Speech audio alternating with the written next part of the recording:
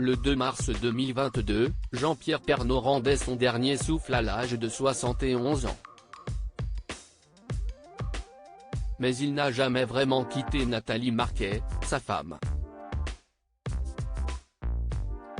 L'ancienne Miss France s'est confiée ce lundi dans PAF sur ces signaux qu'elle reçoit encore et toujours de l'au-delà.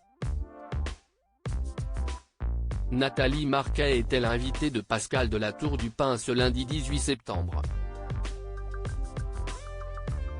La Miss France 1987 est venue présenter l'édition 2024 de l'Almanach des régions, rendez-vous incontournable pour découvrir les richesses de notre beau pays.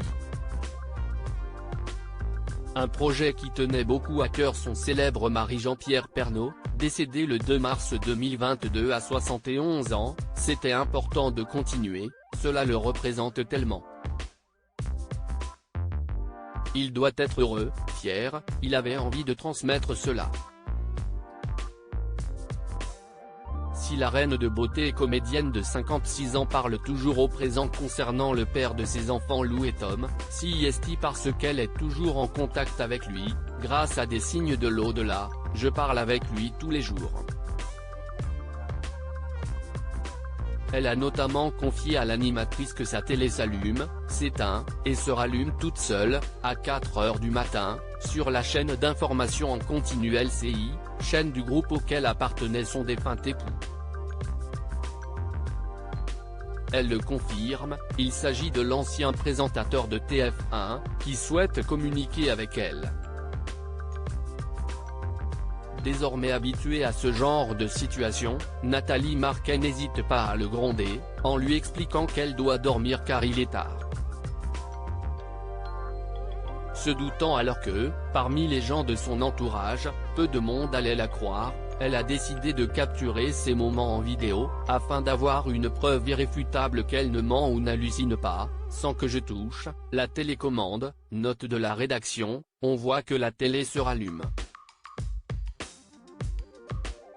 Pour rappel, elle s'était déjà confiée en mai 2022 dans une interview sur un fait similaire, mais concernant cette fois-ci sa fille Lou, sa télé s'est allumée toute seule à 1 h du matin. Il y avait un film où un homme disait « Je suis fier de toi, ma fille ». Et elle s'est éteinte juste après. Elle racontait aussi dans cet entretien que l'image de ces deux télés s'est arrêtée net le soir du débat présidentiel, alors que son fils réclamait un signe.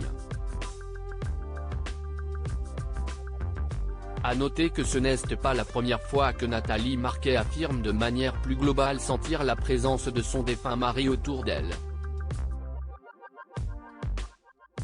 Ce qui hélas ne l'empêche pas de ressentir toujours un immense chagrin depuis sa mort, le deuil est toujours compliqué. Elle ne se sent d'ailleurs vraiment pas prête à tourner la page en s'ouvrant à d'autres rencontres. Pour elle, Jean-Pierre Pernaut ne l'a jamais vraiment quittée.